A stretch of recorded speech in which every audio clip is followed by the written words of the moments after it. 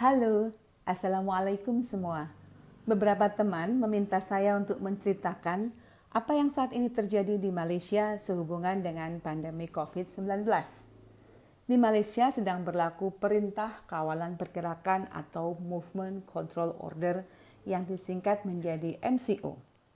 MCO diberlakukan sejak tanggal 18 Maret 2020. Ketika itu jumlah kasus sekitar 790-an. Periode pertama dan kedua sudah selesai. Sekarang kita masuk ke periode ketiga. Dan periode ini akan diperpanjang kembali menjadi periode keempat hingga tanggal 12 Mei 2020. Periode kedua, ketiga, dan keempat diterapkan aturan yang lebih ketat. Apa itu MCO? Pada prinsipnya, semua orang dilarang bergerak dan berkumpul di luar rumah, termasuk aktivitas keagamaan, olahraga, sosial, dan lain-lain. Semua sekolah ditutup dan belajar dari rumah.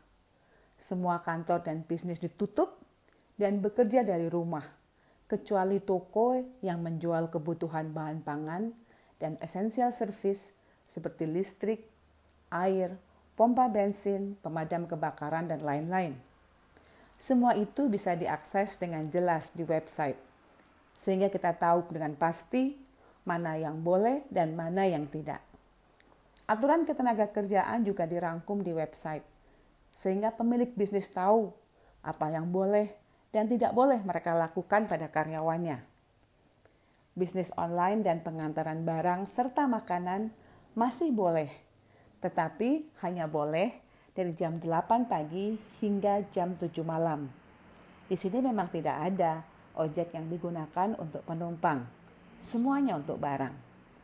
Karena namanya order atau perintah, maka ada sanksi, baik denda maupun penjara. Polisi dan tentara berjaga di mana-mana. Belanja kebutuhan pokok juga harus sendiri, nggak boleh rame-rame sekeluarga.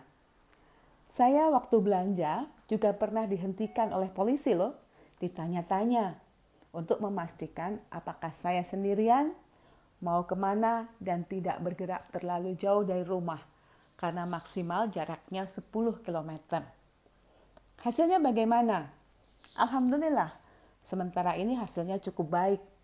Proyeksi kasus yang jika tidak dilakukan MCO meroket, tampaknya mulai melandai. Bahkan sekarang kurvanya sudah menurun. Bismillah, semoga semakin baik. Informasi mengenai jumlah kasus dan sebaran juga bisa diakses dengan mudah. Kita jadi tahu klaster mana yang menjadi pusat sebaran. Dengan demikian kita bisa berjaga-jaga. Apabila terkoneksi dengan klaster tersebut, bisa segera memeriksakan diri. Ada nggak sih yang ngeyel di sini? Ada juga sih. Sering diberitakan di mana-mana. Beberapa juga sudah ditangkap dan didenda. Informasi terkini dan penguatan tentang MCO diupdate setiap hari melalui SMS. Pemerintah pusat dan negara bagian tampaknya satu suara. Perjalanan dari dan ke luar negeri juga dilarang, kecuali warga negara yang mau masuk kembali. Itu pun harus self-karantin. Samalah seperti negara-negara yang lain juga. Nah, seperti saya ini, anaknya sekolah di negara yang berbeda. Sekarang tidak bisa masuk ke Malaysia. Di negaranya sana sedang lockdown, di sini sedang MCO. Ya, nggak apa-apa. Saling mendoakan saja.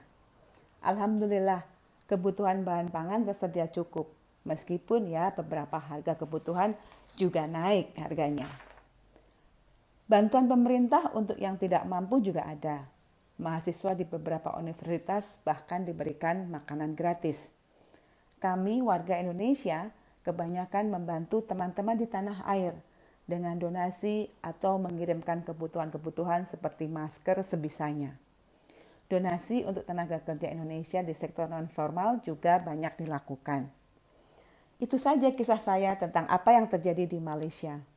Mari sama-sama berdoa agar pandemi ini segera berakhir dan kita semua bangkit menjadi manusia yang lebih baik.